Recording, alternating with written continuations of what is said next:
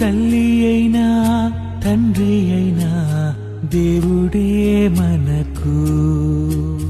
తల్లి తండ్రి పోలికలున్నాయని చూపించాడు మనకు.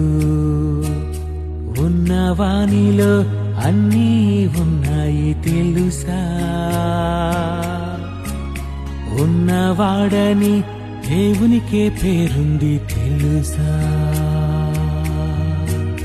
కోట్ల మంది దూతలున్నా, ఎంత సేవ చేస్తున్నా, నమ్మలేదని దిగులు చెందాడు తెలుసా. పాపమెంత చేస్తున్నా, నువ్వు దూరమైపోతున్నా, యేసును నమ్మితే రక్షిస్తానన్నాడు తెలుసా.